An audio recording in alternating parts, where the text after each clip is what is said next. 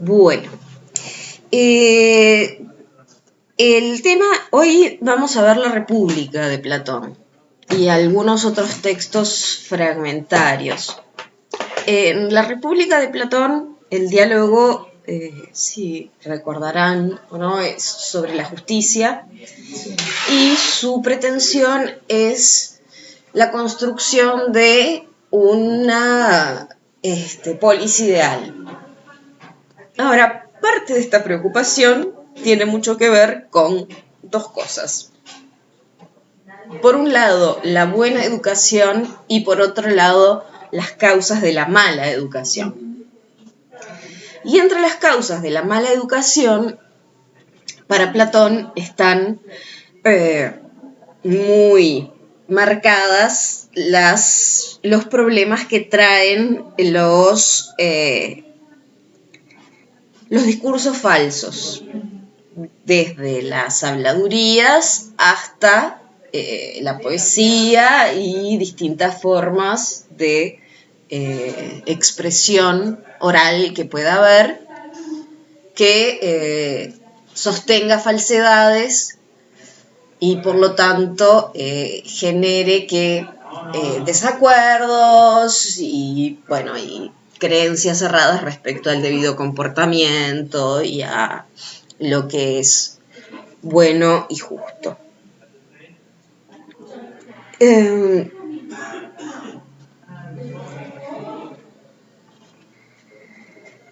De hecho, para él es parte del origen de la injusticia. Parte del origen de la injusticia tiene que ver justamente con estas creencias falsas y lo mucho que se habían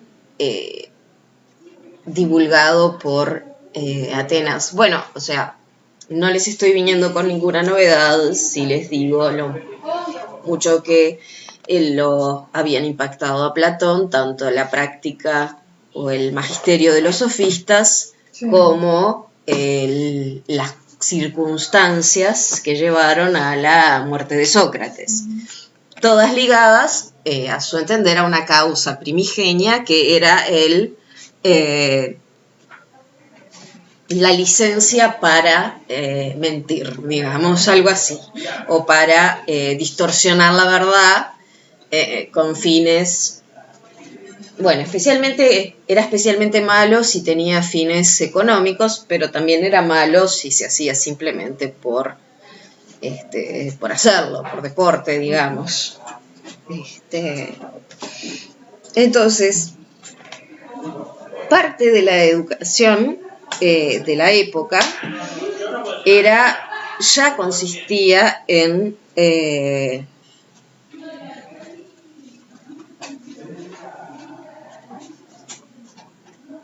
la gimnasia y la música. Esa era básicamente la base de la educación griega. Entonces, en el libro 2, al final del libro 2, ya él justamente va a empezar a...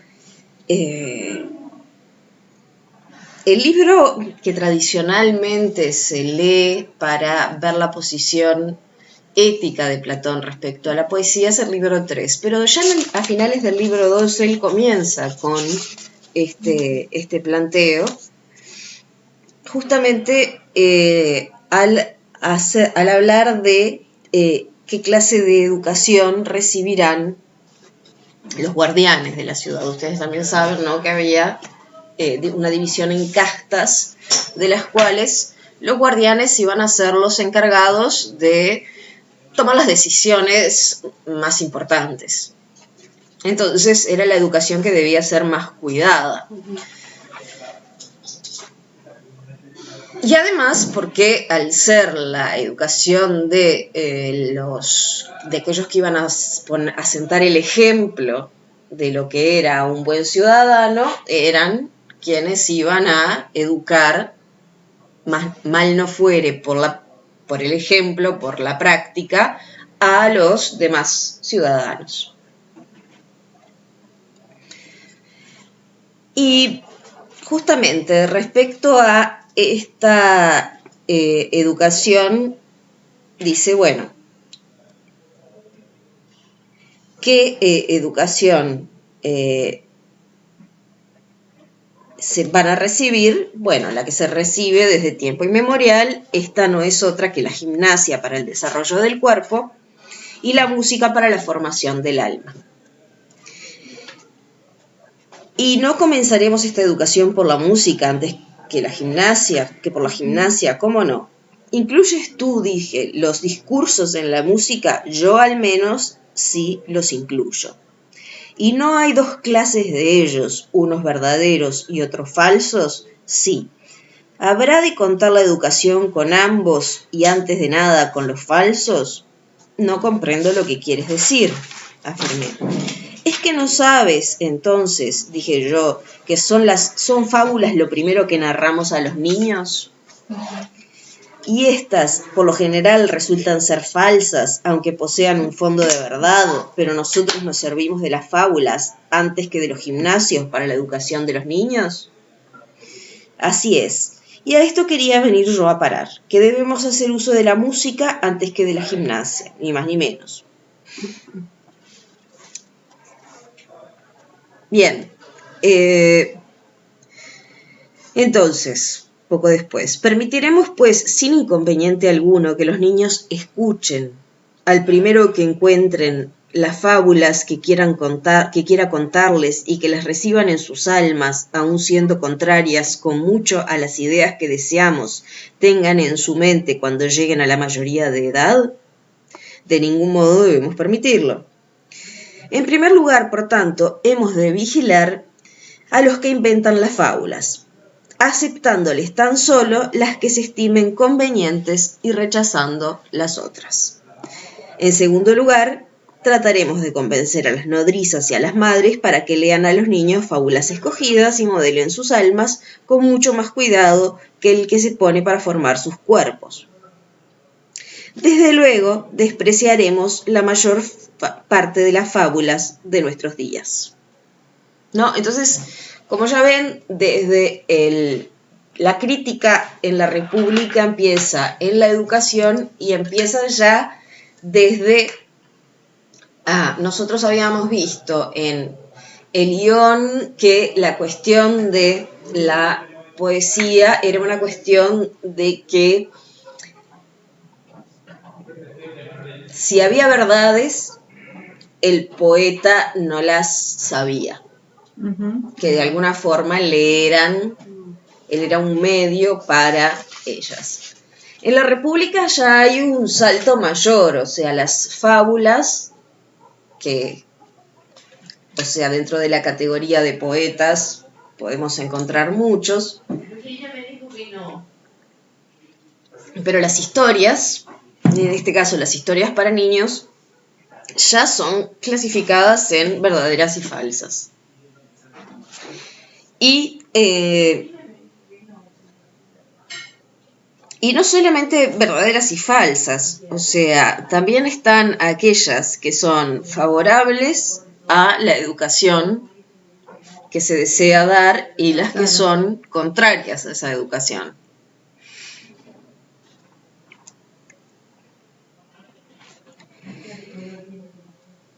Y ahora bien, para que quede claro que no es... que no era una educación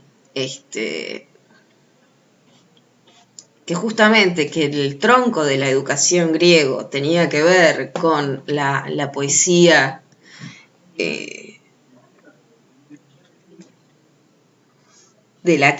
con la misma poesía de la que hablaba en el Ión, cuando empieza justamente a decir que tenemos que despreciar, qué fábulas hay que dejar de lado, bueno, él dice, bueno, primero hay que, a partir de las fábulas mayores, jugar a las menores.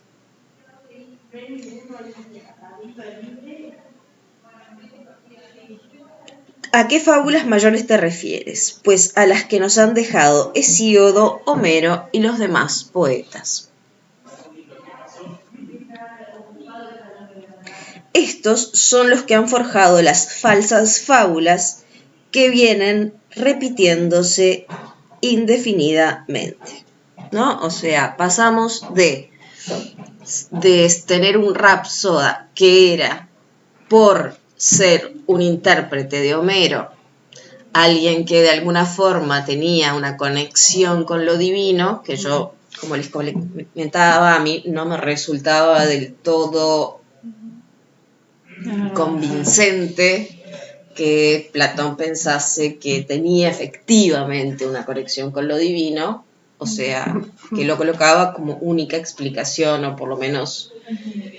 ¿Y quién tenía la conexión? ¿El Rapsoda o los antiguos poetas como Hesíodo?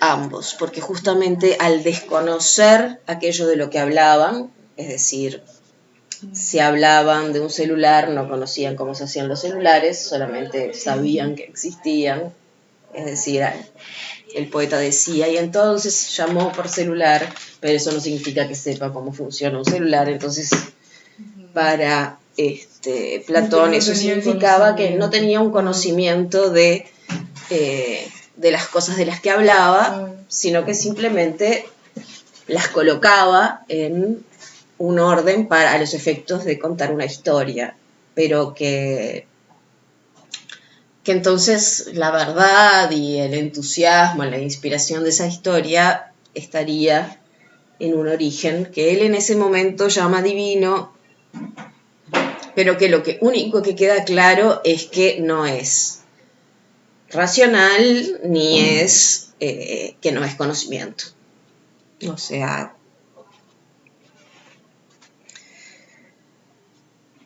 claro, en general nosotros cuando pensamos en alguien apelando a una divinidad, pensamos que le está adjudicando un origen superior. Bueno, a mí es lo que no me queda tan claro de Lión, o sea, a mí lo que me queda claro es que él apela a la divinidad para justamente descartar el acceso racional o el conocimiento efectivo de lo que se dice. Ya si la apelación a una divinidad es para darle el valor a lo que se dice, no me queda tan claro. Está claro que no se quiere meter en ese lío, en ese diálogo, eso sí. Pero bueno, pero ya acá en el segundo libro de la República ya comienza abiertamente a repudiar a Hesíodo y Homero,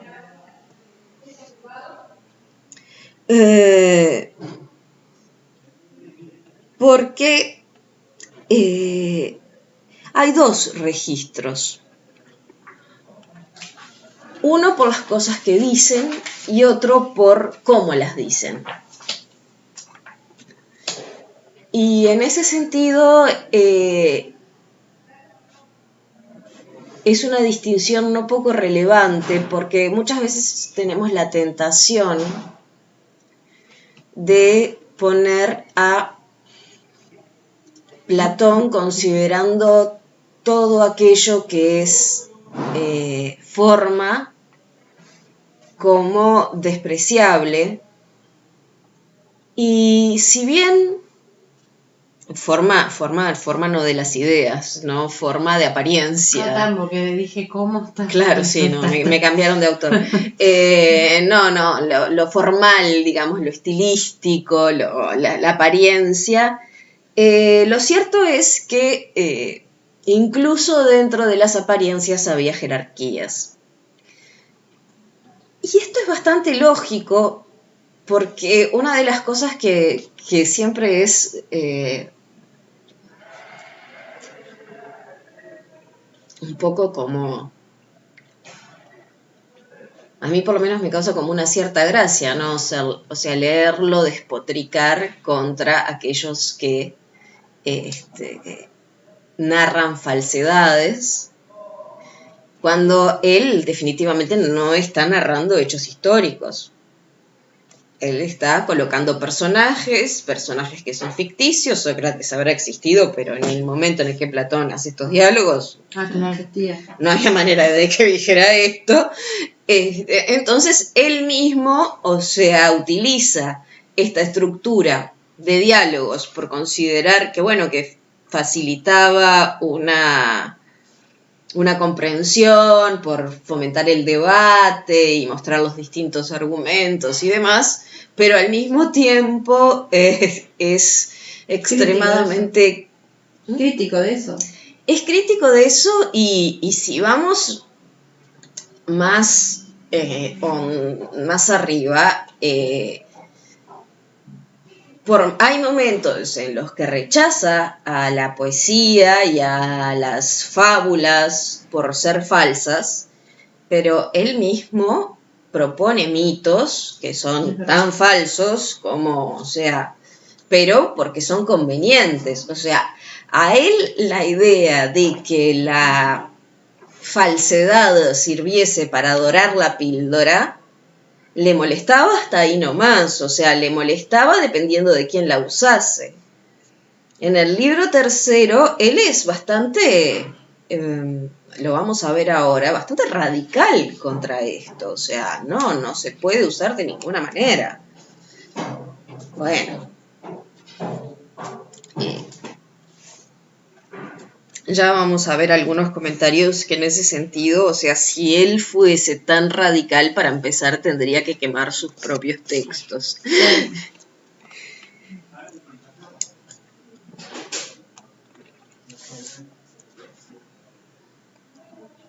Especialmente hay que censurar, dice, a aquellas que ni siquiera engañan con suficiente decoro. Es decir, aquellas mentiras que además de ser mentiras, presentan las cosas contrarias a el buen juicio, el buen criterio. Me refiero, dice, a todas aquellas fábulas que nos presentan a los dioses y a los héroes no como realmente son, sino a la manera como los diseñaría un pintor que no reflejase el parecido del modelo en sus obras.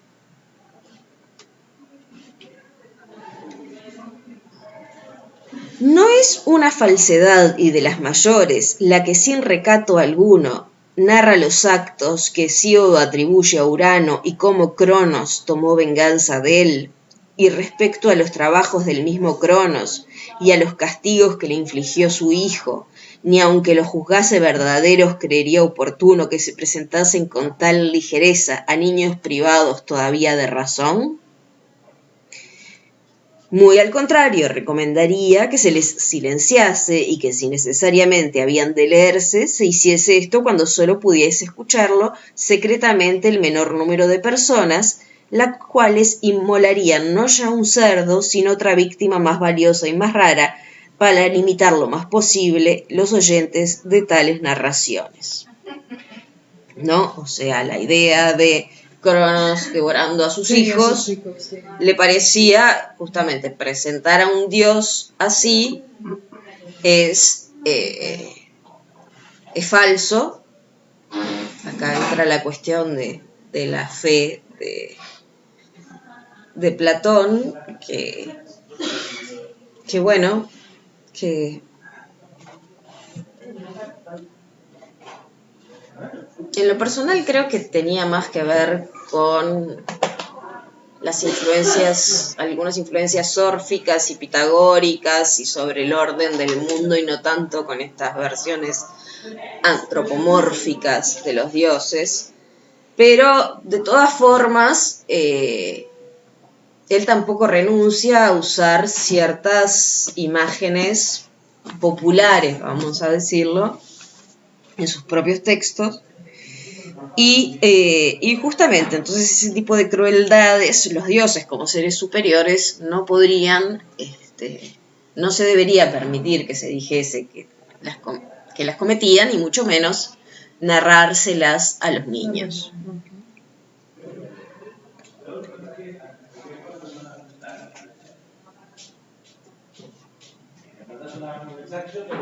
Entonces, no deben ser referidas en nuestra ciudad, ni debe decirse a ningún joven oyente que, cometiendo los más bajos crímenes o castigando de algún modo las acciones de su padre, no realiza acciones extraordinarias, sino que se comporta como los primeros y más grandes de entre los dioses. Es decir, lo que le preocupaba a él era qué modelos se les daba a los niños.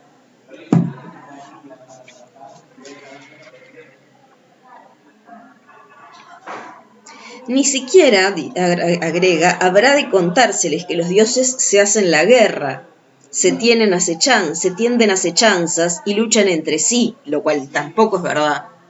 Claro.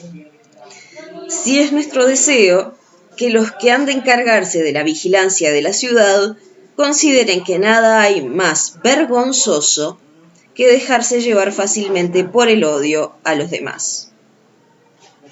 No, o sea, esta propuesta de una base ética para la educación es una propuesta que se topa con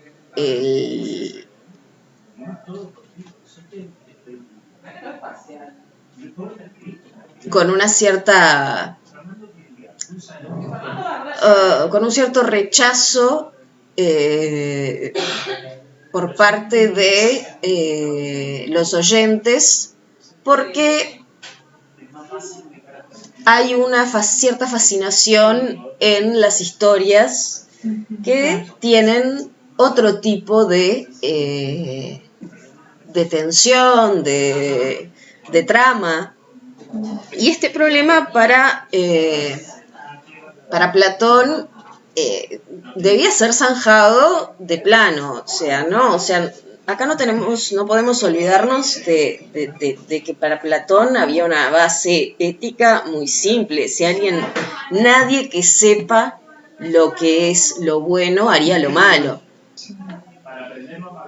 Y esto que para nosotros es hasta difícil de entender, como a alguien se le puede ocurrir eso, cuando es tan obvio que incluso sabiendo que algo es malo lo hacemos, y que justamente Aristóteles lo aborda como un problema, entra de lleno en el placer que las personas encontraban en narraciones en las que lo que se proponían eran, si nos ponemos muy literales, mezquindades, ¿no? O sea, guerras, disputas, claro, sangre, o sea, ¿por qué Afrodita,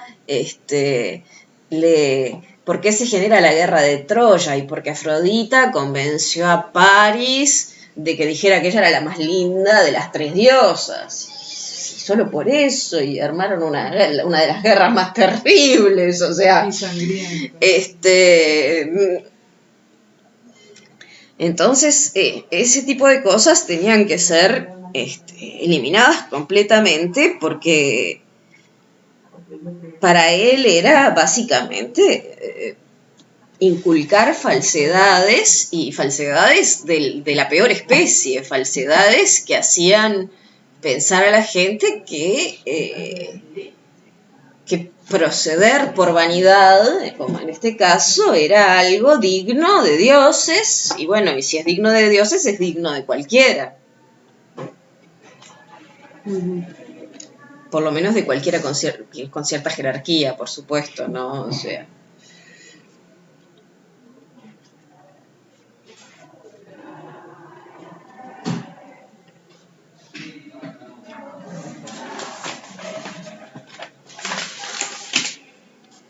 Hemos de procurar convencerlos de que no existió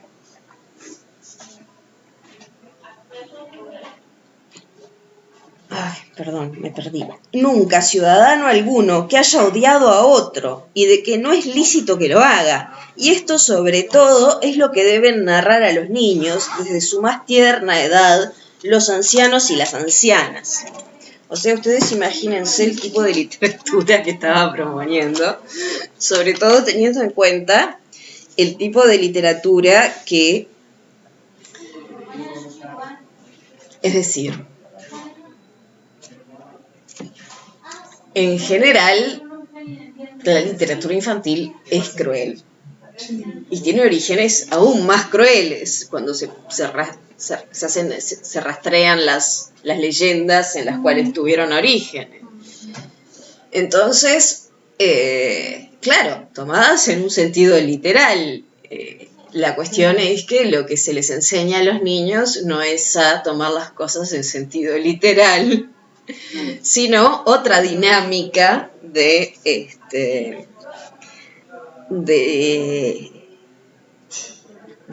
manejarse con las historias, con los relatos y con las moralejas, ¿no? O sea, eso no significa que no sean, que deban ser inmutables y que no deban cambiarse o que no hayan cosas que no vendrían.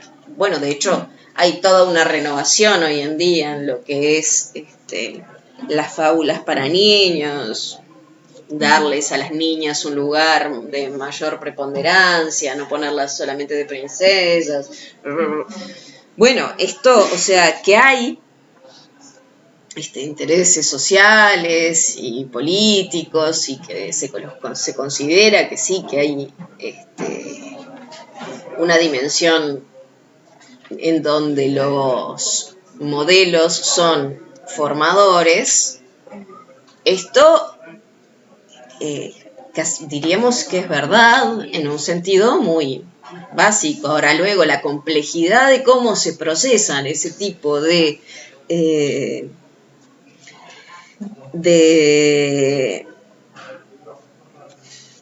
fábulas, de tramas, de historias, ya es diferente. Ninguno de nosotros diría que la cosa se soluciona contando solamente historias de gente buena tratándose bien. Incluso porque deben ser muy difíciles de hacer, historias de gente buena tratándose bien. Porque no habría conflicto. Claro. Y es... Y una de las cosas es el conflicto. Y justamente parte esencial de las historias es que tienen algún tipo de conflicto donde el héroe justamente, claro, No había héroes. El héroe se sobrepone a la adversidad, pero la adversidad tiene que venir de algún lado. Bueno, sí, claro, cuántas historias de terremotos con personas salvándose unas a otras y siendo solidarias unas con otras podemos hacer. No parece ser tan simple, o sea, incluso para para dar lecciones acerca del bien, hablar del mal y que haya quien haga el mal parece necesario. Claro. Pero Platón en ese sentido parecía considerar que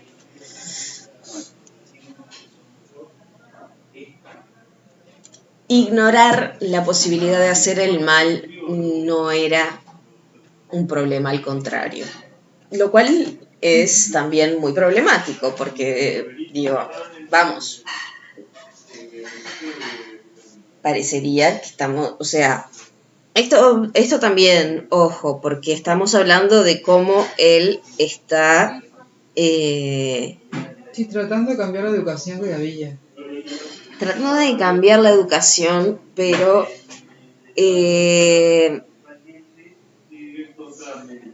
pero la educación entre los que eran buenos y se trataban bien entre sí son aquellos que son de la misma ciudad.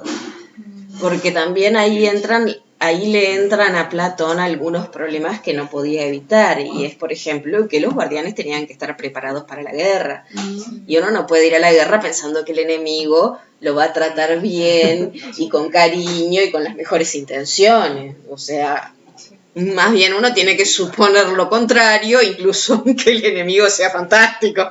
Pero, entonces en ese sentido hay como una cuestión de, por lo menos una matriz de que entre ciudadanos no hay odios y no se hacen maldades, pero entre ciudadanos. Ya esto, y ciudadanos de la misma ciudad, o sea, después los ciudadanos de otras ciudades, ya bien pueden tener otras otras intenciones, ya pueden ser eventualmente los villanos de las historias, pero digamos, si son nuestros dioses y nuestras diosas, son todos, todas, y entonces entre ese grupo por lo menos no debería haber discordias, y mucho menos discordias por cuestiones egoístas.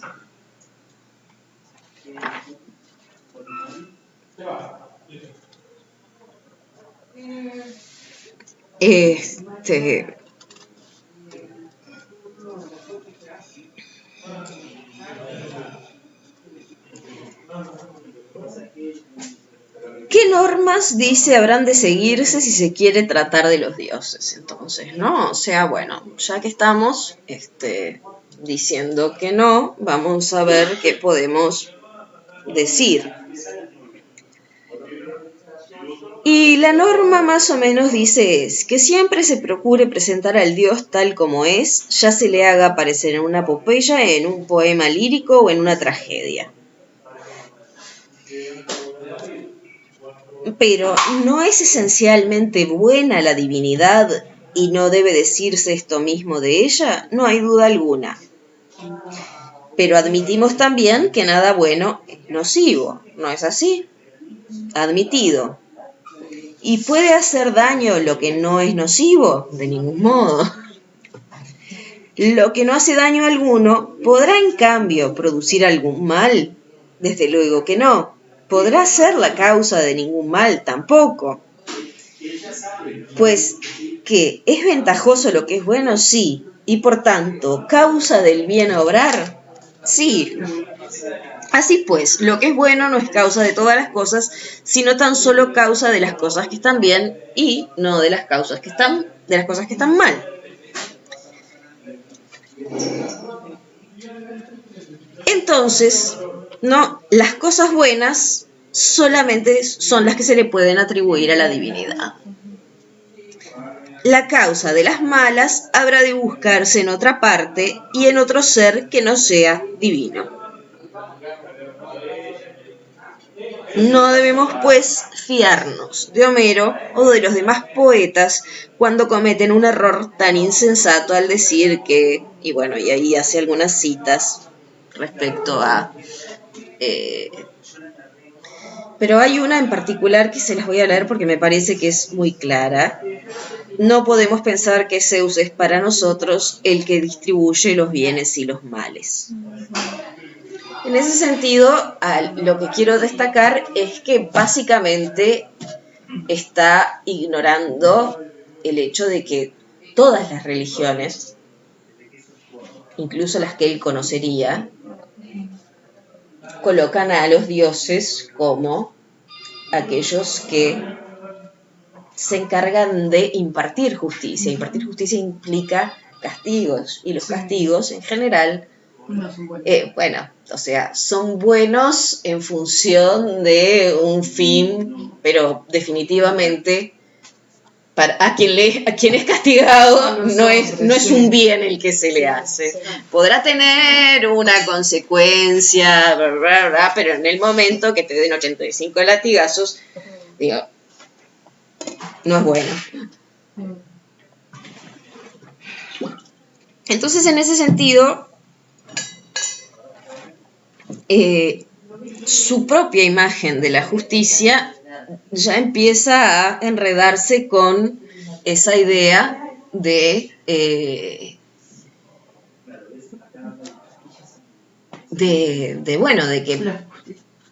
que podría existir en esa ciudad ideal, de que se podría prescindir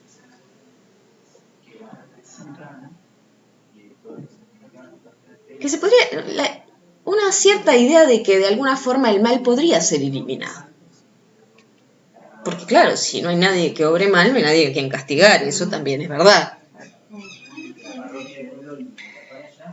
Pero esa va a ser una tensión Y es una tensión que incluso va a afectar ustedes me dirán, bueno, pero eso es una tensión ético-política, no estética, pero se va a convertir en una tensión estética también, porque justamente va a afectar la forma en la que él ve tanto la producción de la poesía y la música y de las demás artes, como los efectos que éstas tienen. Y los efectos que éstas tienen hay desde el efecto educativo, no solamente está en la escucha literal de un discurso, es decir, en comprender un mensaje, sino en las emociones que provoca la forma en la que el mensaje es transmitido. Y este dilema sobre el placer y el dolor que pueden producir la música, la poesía y demás, va a estar,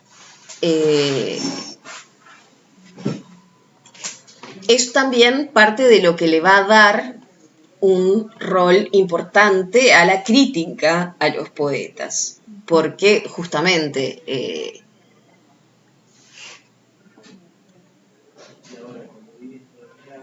él tampoco es tonto y tampoco es tonto, no es nada tonto. Y él observa que los comediantes, trovadores, juglares, la gente que hacía el teatro, ¿qué pasaba con la audiencia? Terminaba poniéndose en posesión del héroe y de víctima, porque al héroe le pasaba tal y tal cosa, terminarían todos llorando y todo. Vería que sucedía eso con el pueblo, por lo emotivo, digo, porque influía en sus emociones. Sí, pero además, pero incluso sobre todo, eso sí, y sobre todo eso lo va a tratar Aristóteles, pero además, al margen de que se pusieran en el lugar, había una cuestión, y era que se sentían atraídos a escuchar esos relatos, porque incluso, aunque sintiesen pena por la víctima, experimentaban placer en las fábulas. Es decir, no es una pena que, y en general, vamos, en ese sentido es lo que nos sigue pasando a todos. Nosotros vemos una historia triste y nos conmueve y nos ponemos mal por la persona, por el personaje que sufre, pero sabemos que es un personaje. Sí. No nos pone tan mal como para no poder mirarlo porque... Sí, es una obra. Entonces, hay un placer, digamos, que es subyacente, que va más allá de... no que va más allá, que incluso forma parte del experimentar tristeza frente al sufrimiento de la víctima. Claro, hay distintas formas de reaccionar o sea, la frustración de los finales tristes puede ser muy grande. Hay finales que son difíciles de sobrellevar. En el fondo hay una expectativa de que algún tipo de justicia aparezca y ese sufrimiento no sea en vano, ¿no? Digo, son más difíciles de digerir las historias muy crueles, con finales crueles, que, bueno, una historia que donde por mucha crueldad que haya, al final hay algún tipo de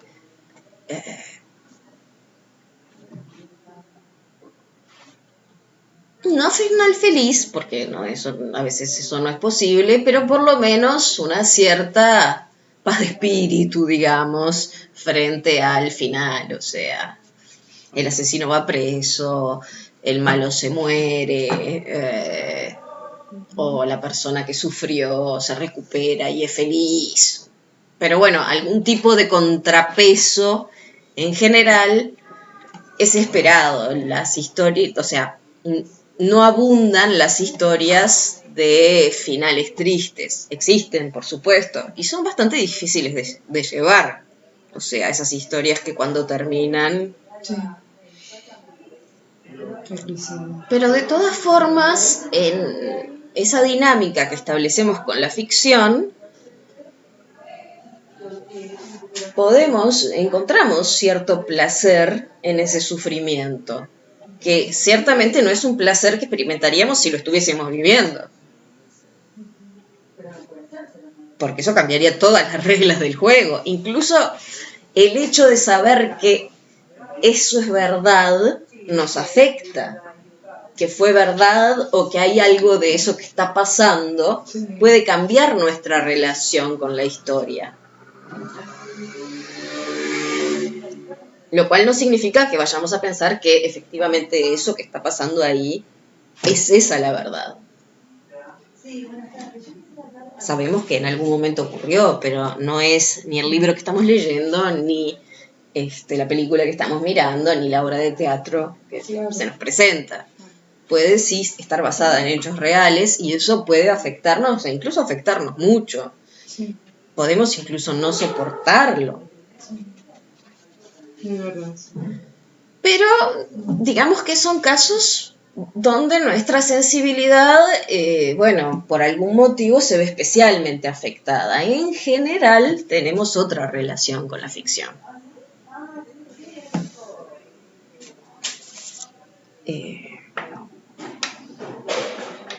Yo no conozco a nadie que ningún tipo de historia, reconstrucción de historia real triste, la soporte. Conozco gente que algunos temas no lo soporta o le resultan demasiado duros, pero ningún tema es como... Sí.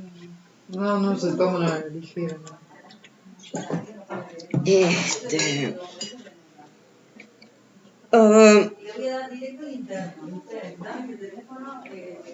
Sí, ¿sabés dónde nos quedamos? Sí, en la distribución de los bienes y los males. Sí, y sabés que ahí en esa distribución había una frase que leíste textual que decía, no podemos pensar que Zeus es para nosotros el que distribuye los bienes y los males. Zeus, por ser un dios, solamente debería distribuir bienes. Claro.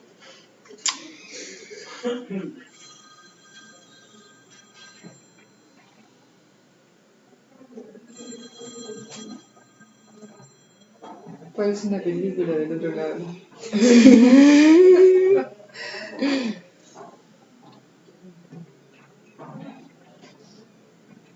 Así pues, la primera de las leyes y de las reglas que concierne a los dioses y a la cual deberán atenerse los que componen las fábulas será la siguiente: la divinidad no es causa de todas las cosas, sino tan solamente de las buenas.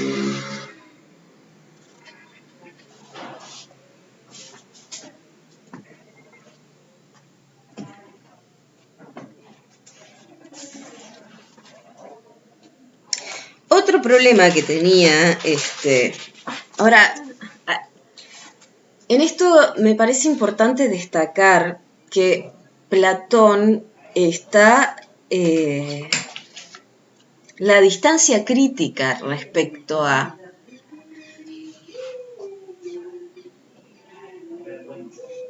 el nivel de ateísmo, digamos, de Platón. O sea, al margen de cuánto pudiese creer en la existencia de Zeus, sentirse con derecho a manipular las historias que hacen a la mitología, ya lo coloca con un sentimiento de libertad y de distancia crítica respecto a la religión muy grande. Es decir, nosotros, los textos sagrados no son textos que uno se pone... Puede interpretarlos, pero no... Se los revisa, se los recorta, pero no se reescriben. O sea, se pueden tapar algunas partes, ignorar otras... decir que eso tiene un sentido simbólico, no literal, pero uno no puede, reescribirlo todo. O sea. Sí, y lo que estaba observando que desde el momento que comenzó a hablar de los dioses y de esas historias, esas fábulas, que siempre los dioses eran lo que hacían y deshacían. Y con terribles situaciones, como hasta la de comerse a los hijos y matarlos, ¿no? De Cronos, por ejemplo, que les dio. Cómo Platón se atreve y no tiene miedo a los dioses ahí, porque para nada les está temiendo. Y él es un mortal, un hombre también. No, en ese sentido parece claro, o sea, que si era creyente no lo era tanto. Claro, o sea, es como una muestra, creo, de ser ateísmo. Se deja vislumbrar como, no les tiene miedo porque no cree. Claro, porque por ejemplo los hombres o sea, a los dioses, si efectivamente Zeus pudiese distribuir los males, uno no estaría diciendo, no, Zeus lo vamos a poner acá, le vamos a decir que haga esto. Pero hay en ese sentido una relación muy clara respecto a la mitología como ficción, respecto a la mitología como poesía, respecto a la mitología como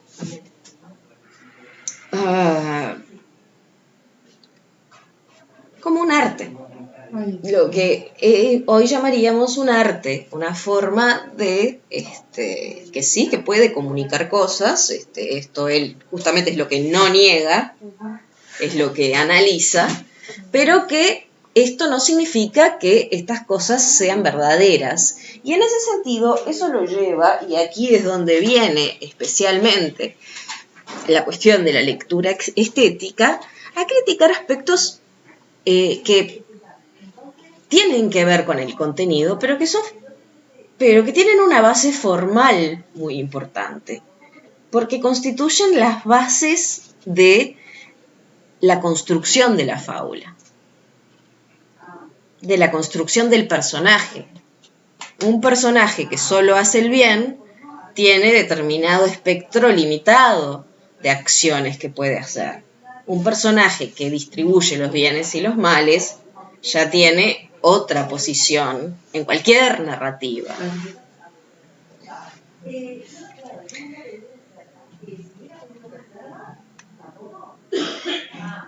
Otro momento en el que, por ejemplo, es bien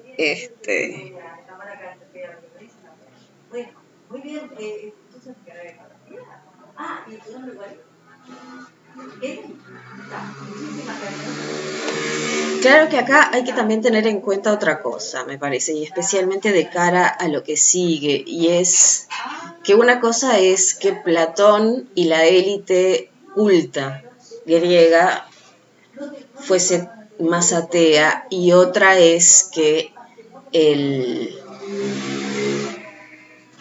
pueblo lo fuese. ¿Cómo? ¿Puedes decirlo de nuevo? Claro. Nosotros en general estamos acostumbrados a, si nosotros pensamos en el arte, o sea, todo esto que yo dije, ¿no? De que no creemos que sea verdad, de que pim pum pan, nosotros tenemos una relación con el arte que es, en algún sentido, la misma que tiene el presidente de la Real Academia de Letras, no, de la Academia de Letras, que no es real, y que tiene mi sobrina de 14 años. Hay una base que todos compartimos.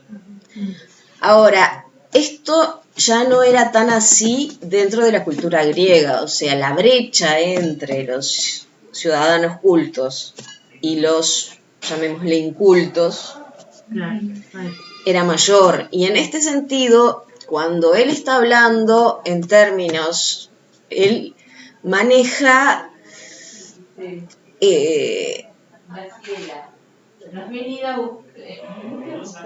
un doble registro, porque él sí maneja un discurso en el cual podemos entrever un nivel de ateísmo importante, pero él cuenta con la fe de quien va a escuchar. Y eso quizás es uno de los elementos que sea interesante considerar de del arte griego. Incluso Aristóteles va a tratar de explicar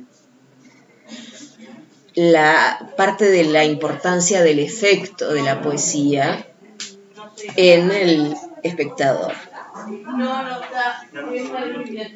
Es decir, hay un sentido en el cual podemos decir que a Platón se le va un poco la mano en cuanto a la literalidad que le adjudica a nuestra comprensión de las fábulas. A nuestra y a la de los griegos de cualquier estrato social.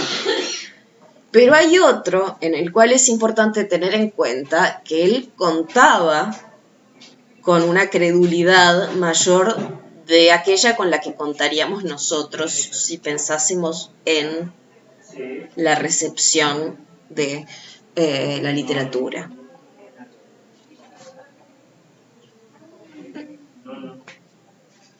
Habría que ver en qué momento histórico estamos y quién lleva más razón, si Platón o nosotros. Ciertamente ya Aristóteles intenta presentar las cosas en otros términos sin ignorar que la fábula va a tener un efecto importante en el receptor. Pero de todas maneras esto, también no es que él pensase que, no es que Platón fuese tan egocéntrico que solamente estuviese pensando en construir una mitología que a él se le diera la gana. O sea, él contaba con un público que efectivamente creía en esas cosas, que efectivamente temía a los dioses, que efectivamente, se dejaba llevar por determinadas, y ahí es donde entra la ambigüedad. Se dejaba llevar por lo que decían las fábulas, pero además por el efecto que tenían, por la forma de decirlo. Sí. Porque, por ejemplo, en este momento él va a hablar de algo que para él había que eliminar completamente, que era el hecho de que los dioses se transformasen, cambiasen de forma.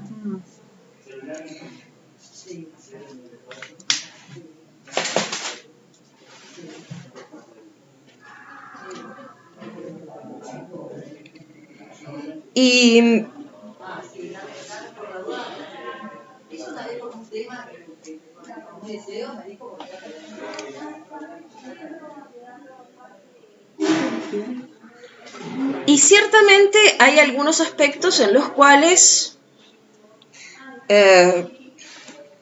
está reafirmando prejuicios de su época,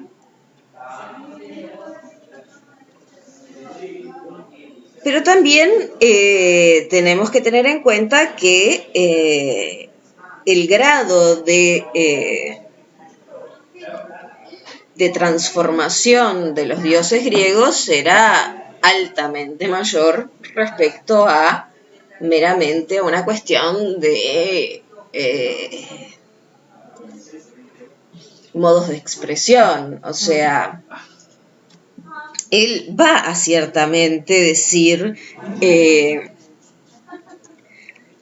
tienen que ser sanos, robustos, que no pueden ser afectados, le hace afeminados, que no pueden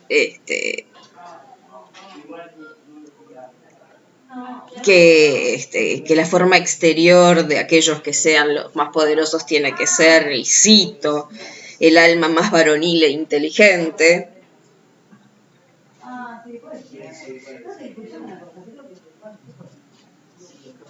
Que tienen que tener todas las formas más perfectas,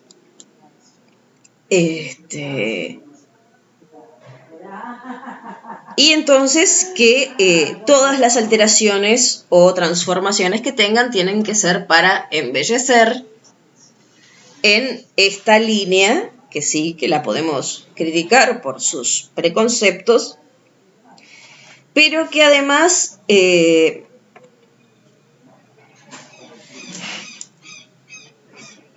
les impide empeorar, pero les impide empeorar especialmente, bueno, convirtiéndose en seres humanos o transformándose en seres humanos, haciéndose pasar por seres humanos, pero también por animales. O sea, no se olviden que justamente los dioses griegos, sí, había algo que no les molestaba en lo absoluto, era transformarse en animales con los fines más diversos, ¿no? Sí. O sea, sí, sí. En ese sentido eran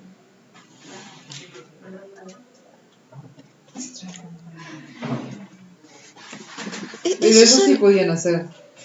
Transformarse para mejor, sí. Para salvar una ciudad. Cosa que es muy difícil. Claro, sí. O sea, en todo caso, para mejor no, serían otras formas, distintas formas de la perfección, ¿no? O sea... Pero en la perfección en sí mismo, como animal perfecto y bello y qué sé yo, o en no, porque el animal era inferior por definición, por más perfecto y bello que fuera. Ahí está, pero por ejemplo, si se transformaba en esos monstruos de agua, qué sé yo, largos, ¿no? Pero era para defender la polis. No, porque en todo caso, bueno, acá ya... ¿Sirve o no le sirve eso? Creo que Platón lo que te diría... Ahí lo que pasa es que con esto que está diciendo Platón tenés dos problemas. Sí. El primero es que el dios estaría haciendo algo malo atacando, o sea, vos lo planteás en términos de defensa, pero a los demás les estaría produciendo un mal. Sí. Eso ya sería un problema. No sé, no lo dice Platón, pero sería un problema.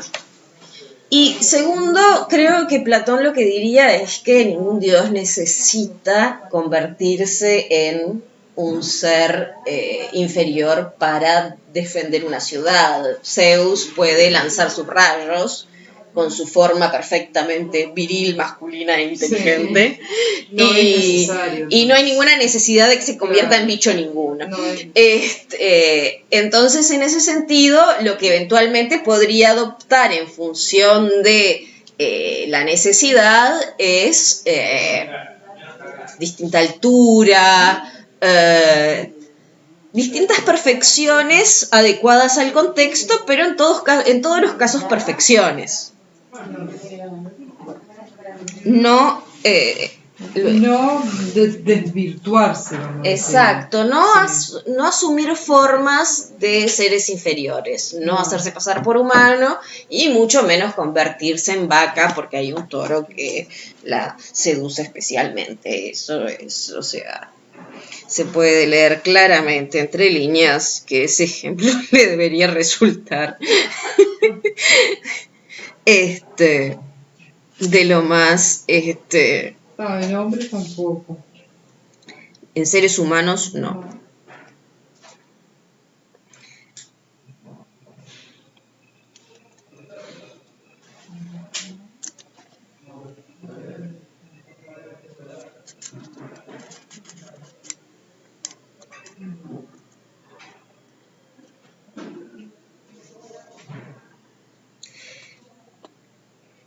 Ningún dios debería mentir, porque no es ignorante, no tiene miedo a decir la verdad,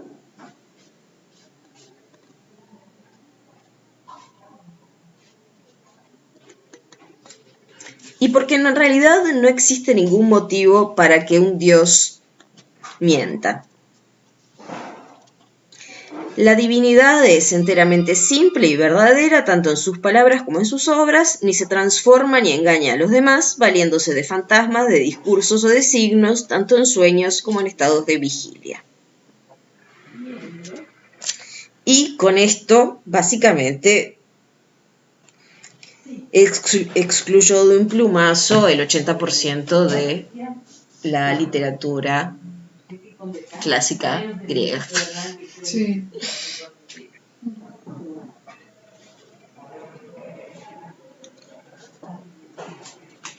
Debemos instruir a los jóvenes si pretendemos que los guardianes sean piadosos y se asemejen a los dioses, tanto como es posible a la naturaleza humana. Y ese es el modelo de dioses que debe promoverse. Ahora, claro está, como les decía, esta prescripción dada a la literatura tiene consecuencias formales muy rotundas. O sea, cómo hacer una historia que valga la pena escuchar y que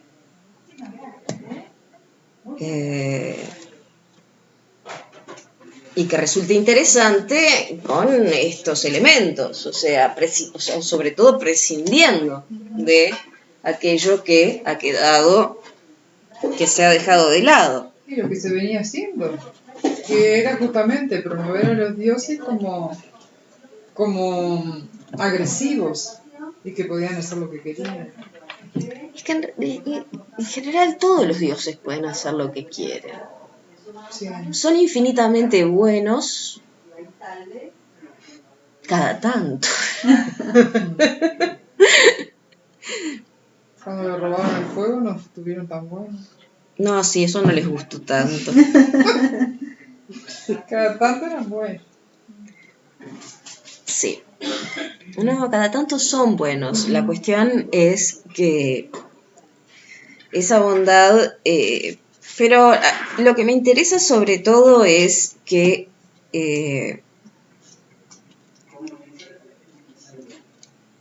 la riña con la poesía por su carácter sagrado tiene que ver con motivos morales que se vuelven motivos estéticos, porque afectan en forma directa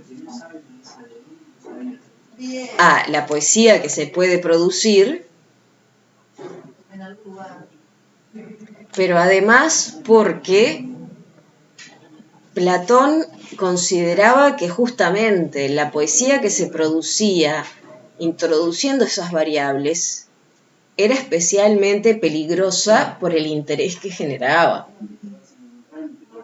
O sea, si Platón creyese que todos iban a leer la historia de era transformándose en vaca para hacer para seducir a un toro, muertos de risa, no le hubiese preocupado.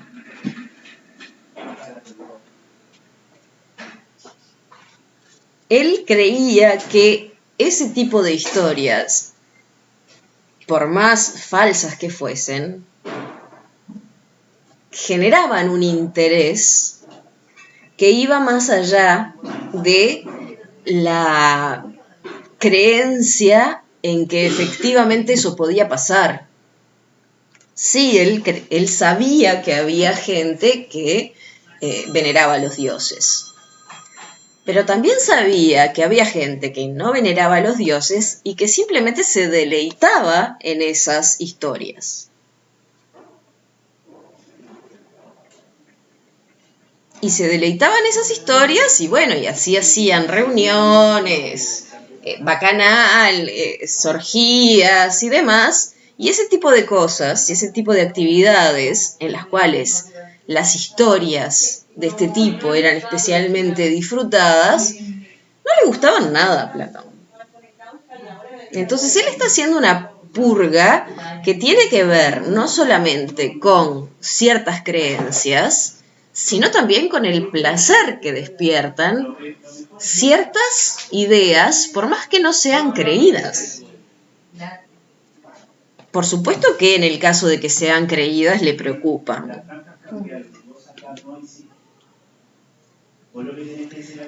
Pero también le preocupan en caso de que no sean creídas.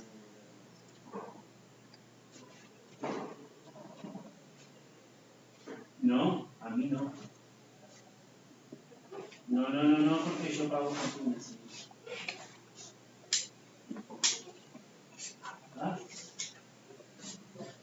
Está perfecto. Por lo menos no me importa. Bueno, a ver. Entonces, en el libro 3, ¿seguimos o quieren hacer una pequeña pausa? Hacemos me parece, no sé, son las 3:10. Yo te quiero preguntar antes que nos vayamos de esta No nos vamos. Sí, la riña con el carácter sagrado, esa riña que tenían con el carácter sagrado que tenía Platón de los dioses, ¿no? Sí, eran tomados como de carácter sagrado, por lo tanto podían hacer esto y aquello, ¿no?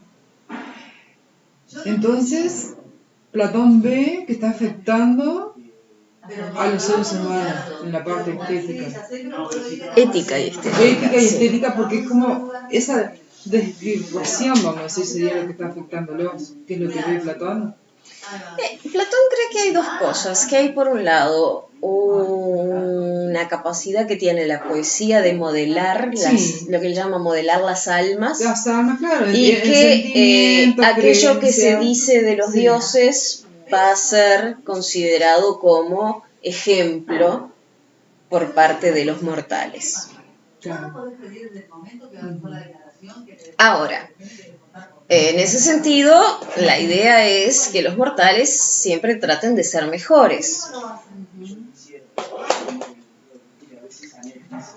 Esto le preocupa porque hay quienes creen efectivamente en los dioses, les temen, pero también los toman como modelos. Pero también le preocupa porque hay quienes, aún no creyendo, se deleitan en las historias en las cuales justamente lo que los dioses hacen es lo prohibido, digamos, lo inmoral. Y no encuentran ningún problema en divertirse porque se trata de fábulas. Y eso de alguna forma justificaría el comportamiento o algunos comportamientos, o se lo utilizarían para justificar algunos comportamientos humanos no morales. No creo que no creo que le preocupase el hecho de que funcionaran. O sea, sí, para quien cree es una justificación. Sí. Pero para quien está más allá de creer o no, forma parte del vicio, digamos. O sea, deleitarse en ese tipo de lecturas es un vicio en sí mismo. Incluso aunque fuera verdad que los dioses se pueden convertir en animales,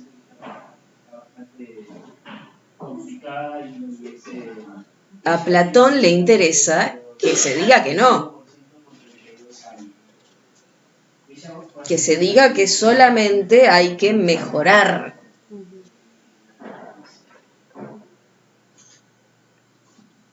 Porque, vamos a ser claros, esto no es un tratado de teología. No. Acá no se está discutiendo si efectivamente los dioses pueden o no pueden. No. Se está estableciendo un modelo de dioses según los cuales los dioses son buenos y son la causa del bien y hacen las cosas bien, y con ese criterio ¿Cómo afectan a los seres mortales? Se está eliminando parte de la mitología de su época. No deberían de hacerlo los dioses. Exacto, estas cosas no deberían hacerlas. ¿Y por qué? Porque la gente o bien se lo toma en serio y entonces acepta que se tengan cierto tipo de comportamientos, o bien porque no tomándoselo en serio encuentran divertido, placentero, leer ese tipo de, o contar ese tipo de historias, y bueno, y regocijarse en ellas, o sea, perder el tiempo si ustedes quieren, en el mejor de los casos. Bien. Y eso sí, no parecía agradarle a Platón. Distorsionaba, digamos, la idea de Platón del alma en ese sentido es muy fuerte, porque es en este punto, que es también sobre todo la cuestión de la infancia y la educación, es crear una disposición. Claro. Y tiene que ser clara que tiene que ser una disposición a la virtud, a mejorar, y no una disposición al vicio o al capricho, a la pérdida de tiempo, al ocio. Y en ese sentido, las artes para él tendían a fomentar ese tipo de cosas. En este punto, él lo está colocando en términos del mensaje que dan, pero si justamente tenemos en cuenta la distancia desde el punto de vista de la religiosidad que está demostrando tener, no se trata tanto de una cuestión de mensaje, sino también de una cuestión de forma. Claro, sí. De cómo contamos las historias y cómo funcionan los personajes, porque evidentemente... Y es ahí donde se convierte en ético, en estético. Y esa es parte fundamental, o sea, en general, y sobre todo cuando se trata de historias donde se juega el bien y el mal, lo ético y lo estético están ligados.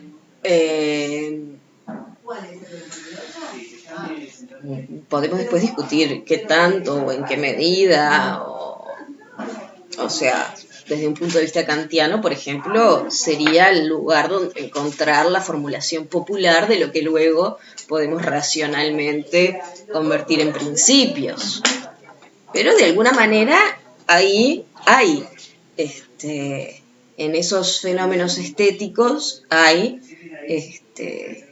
una ética, por lo menos en germen. Claro. Sí. Y porque el fin de Platón, ¿cuál es? Esa ciudad ideal. Entonces, vamos a sacar esto, vamos a sacar lo otro, vamos a ir limpiando. Y vamos a hacer que los niños no conciban como razonables ciertas cosas. Pero no solamente que no las conciban como razonables, que las rechacen. Porque aquí también entra la otra cuestión. Cuando se propone que se haga una fábula para un niño, no se está esperando que el niño comprenda todo lo que se dice. Justamente eso es lo que permite varias licencias poéticas.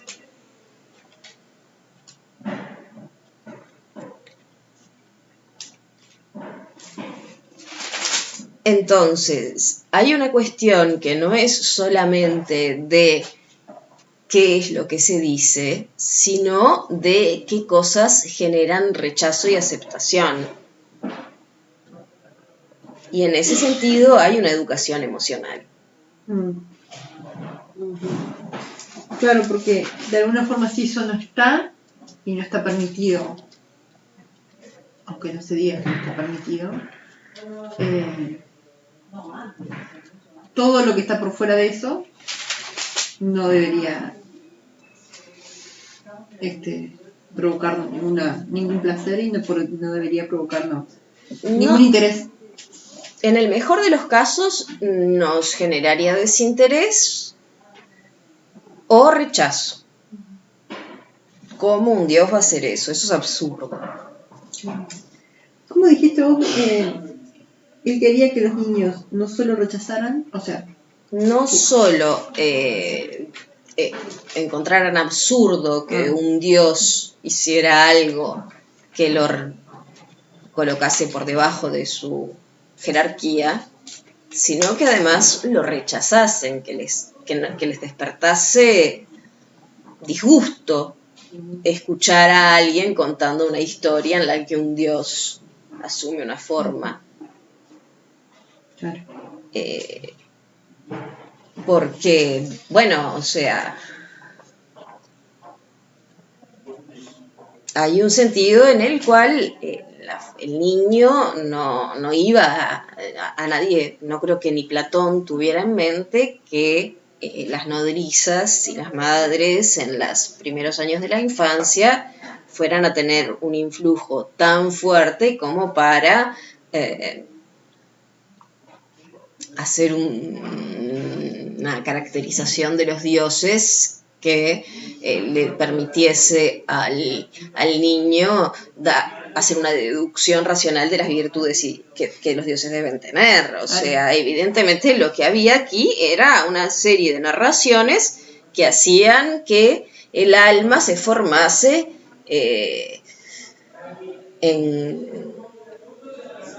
confortable, afín a ciertas ideas, y eso era lo que quería estimular, dispuesta hacia ciertas ideas. Luego llegarían los años de una educación más formal, donde esas ideas eventualmente cristalizarían en un discurso racional, sin necesidad de una fábula, a fin de cuentas. Uno en busca de... Hola. Hola. Casi la noche.